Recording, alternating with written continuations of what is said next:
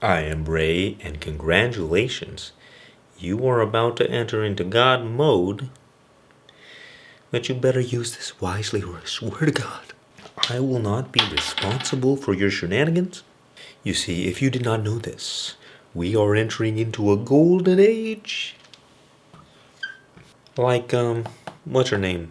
Betty? Mrs. Betty? I gotta figure that out. You know what I'm talking about. Who is the old person named Betty? Betty White. Yes, thank you, ChatGPT. Technology. Why is this, you might ask? It's because for the first time in human history, so many people are waking up to their God power and the realization that they can actually control their reality with their mind, and they don't have to spend their life grinding, struggling their whole life away for scraps. People are entering into royal consciousness and away from beggar consciousness. I think I spelled that wrong.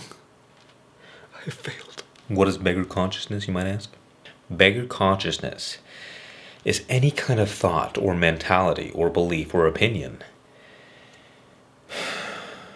that what you desire is outside of you. It's giving your power away to forces outside of your control, like saying, well, it's the government, it's the economy, it's Fauci, he did it again. Darn it, Fauci.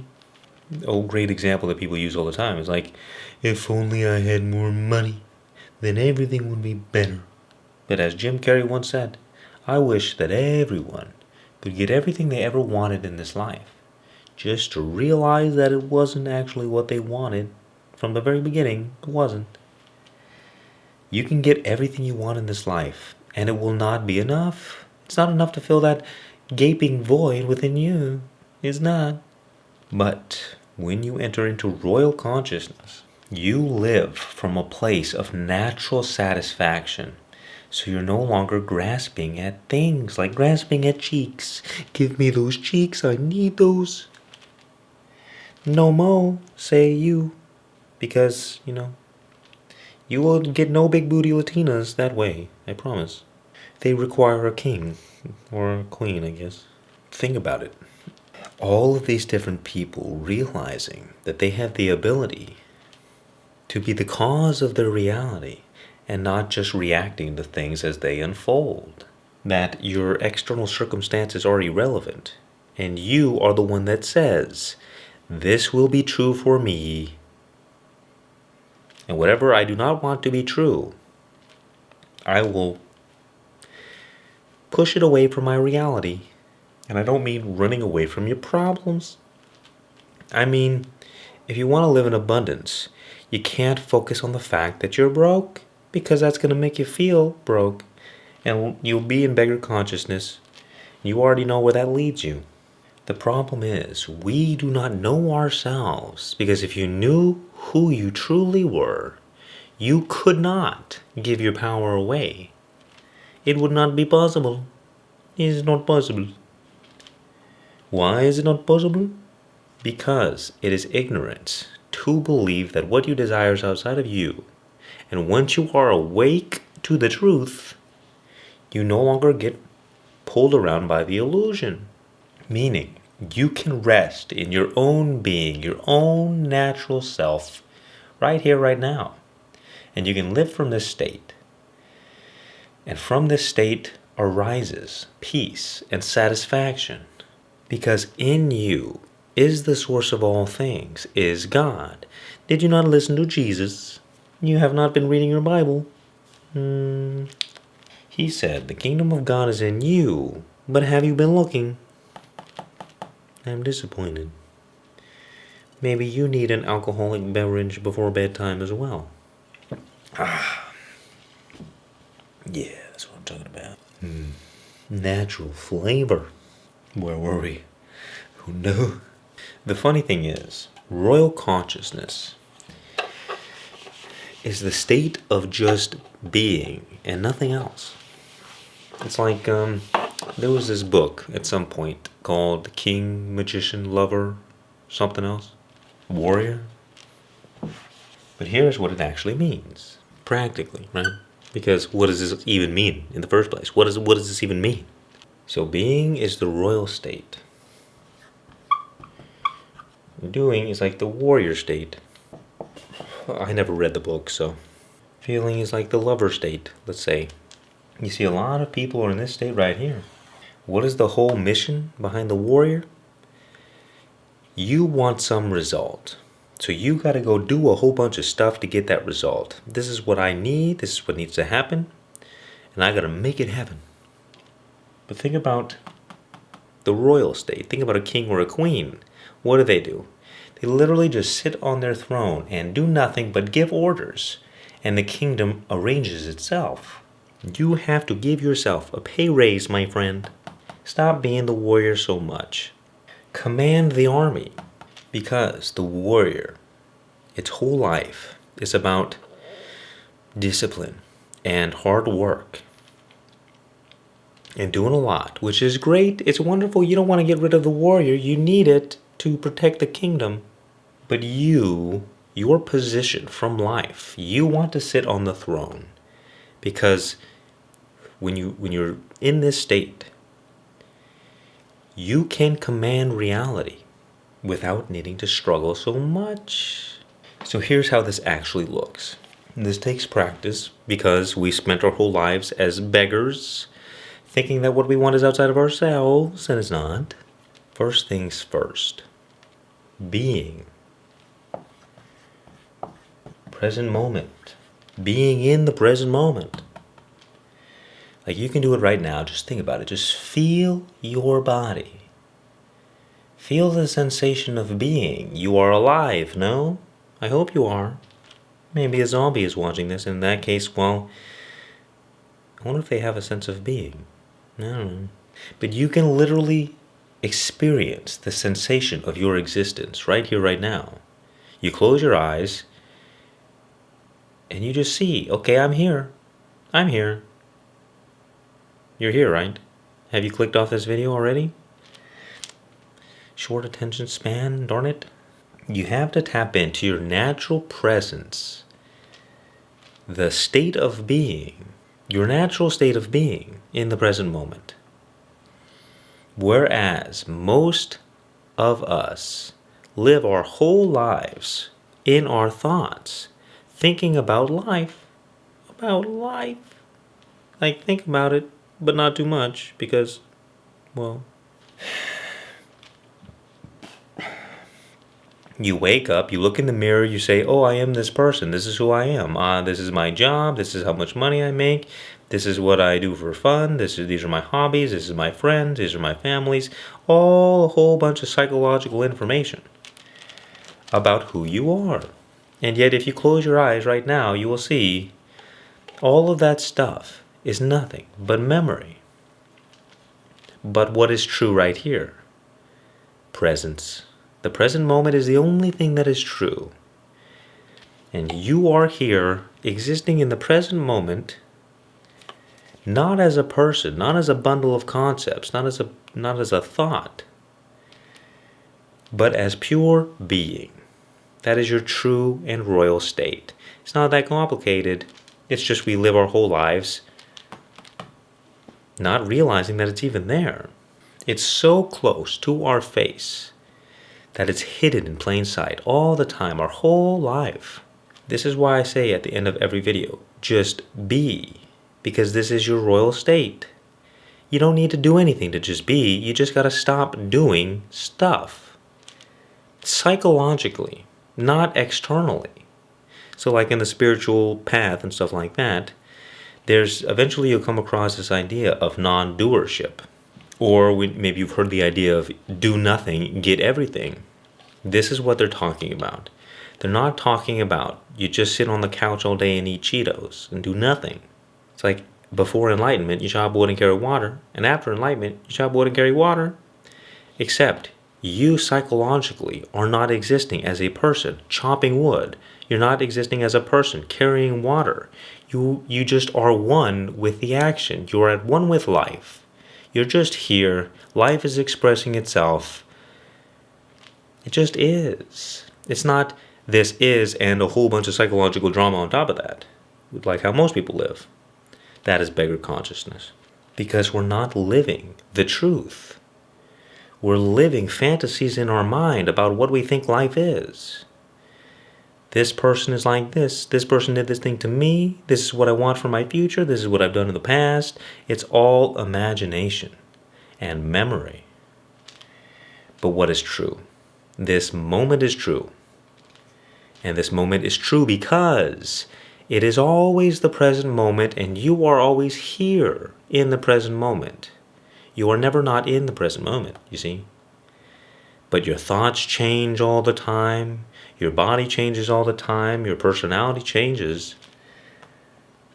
But you are always here, right now, in the present moment. So, what we want to do, as Muji would say, we want to go from living as a person to living as presence. Personhood, like I am this kind of person, this is what I do, these are all the stories and my beliefs and my opinions, that is beggar consciousness. It is identification with this tiny little aspect of you, of who you are. And you have forgotten your true and royal nature. And once you step into that new identity, even though it's not an identity, you inherit the kingdom of abundance. You see? You were born with a bank account with billions of dollars and everything you've ever desired in this life. But the person has to struggle to get it because they are a beggar. But all that you desire already exists to the royal version of you, that is your true nature. So what you find is if you really experience yourself in this present moment, not as a thought, not as a person, but what you truly are, you stop identifying with the person over time. Because it's like somebody calls you somebody else's name. It's not your name, but you answer it and you're like, yes, that's me. And then you remember, oh wait, that's not me. And this happens over and over again. You go throughout your daily life. Life puts pressure on you. You forget your royal nature. You enter back into beggar consciousness. And in that moment, you gain some awareness. And you realize, oh, I've been triggered. I'm suffering. I'm really frustrated that life isn't going my way right now. And then you return to presence. You return to being. You build the habit. That's all this is. It's just a habit. You break the habit of being your ego, and you build the habit of just being, nothing else. And then you live from this state, and you will see that life begins working out effortlessly, because there's no longer you getting in the way. Life is already perfect, but like a river, we experience frustration and struggle because we're trying to go where the river is not going. We, through our ego, want to be other than where we are. We say, I don't like it here, I'm going to be over there. That's where the big booties are, and the big booties are not here. Not now, anyway. So we get frustrated.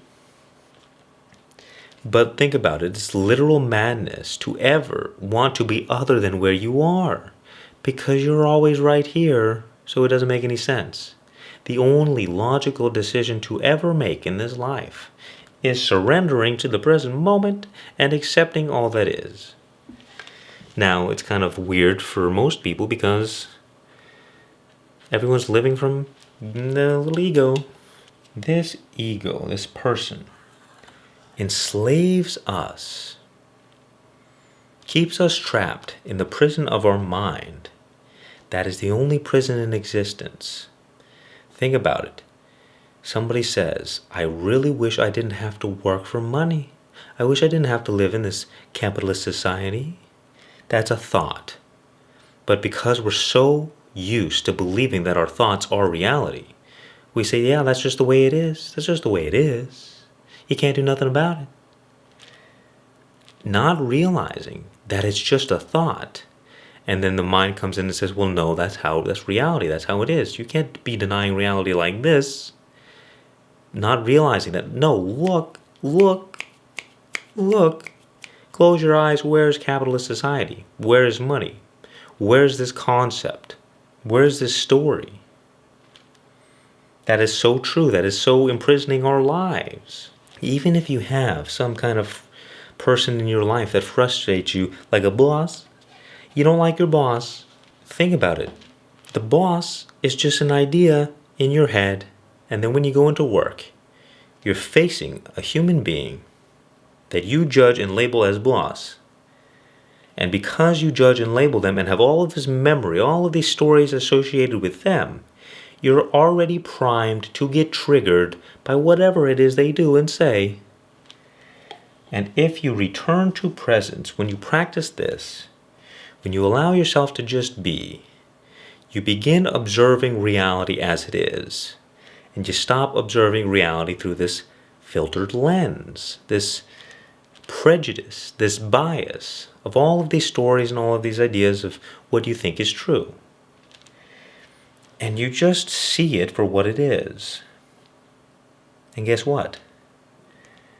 That person no longer triggers you anymore. At least over time. Because you're no longer identifying with the person getting triggered. And you're actually experiencing life for the first time. As it is, unfiltered. You stabilize in this presence. It's like digging your roots, like a tree.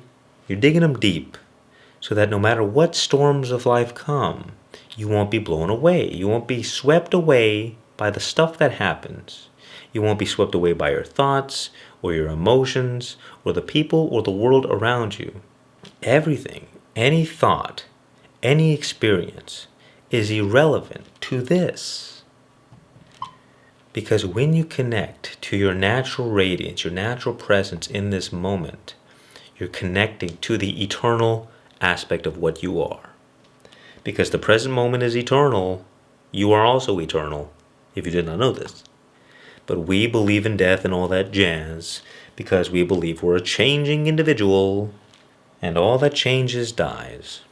So the point is, there is an aspect of you, the aspect of you that is eternal spirit, that is invulnerable. It cannot die, and it cannot be damaged by any experience. It cannot be touched by any thought. Your body can die, your mind can be tortured, but you fundamentally, as the eternal, are already everlastingly free. I don't think I said that right. You are already in everlasting freedom, everlasting peace, and even joy, love, and abundance. Well, we are like wandering through a desert. We're trying to find water. Water, where's my water? Thirsty? Really thirsty. And yet there's a grand oasis right here. We're just not looking at it. Because, like a fish in water, the truth is so close to us that we don't see it. It's so, as I like to say, the truth is like your nose. Often the only way to see it is by looking in the mirror. You must find your true self. Not as a person, not as an idea. You close your eyes and you find out what is true in this moment. And you reconnect to your royal nature. And all you got to do is keep being here. Just be here now, as Ram Dass would say. And all the spiritual teachings tell you the same thing. Just be here. Because when you're just here, you're connecting to life. And you're returning to the source of harmony itself. And your outer reality is a reflection of what is within. So all of the problems, all of the struggles, all of the difficulties are nothing other than reflections of your own inner disharmony. What is a problem? It's literally the absence of harmony. So all you got to do, bring harmony back into the equation by finding it within yourself, and then the external things will take care of themselves. Come on, they're so close. It's right here, actually. The treasure that you seek is already underneath you, the X that marks the spot. And as St. Francis of Assisi said, what you are looking for is already where you are looking from. There's no trickery here. It's just the mind wants to grasp at something. But you are not a thing, you are. And this is not a philosophical thing. This is just a signpost pointing to the truth that you have to experience for yourself. Because until then, it's just some fancy idea that doesn't mean anything. And you won't experience real results in your life. But once you know, you know. And it's just a series of forgetting and remembering until you stop forgetting altogether. Start your journey to abundance today. Link is below. Much peace and many blessings. And remember, just be.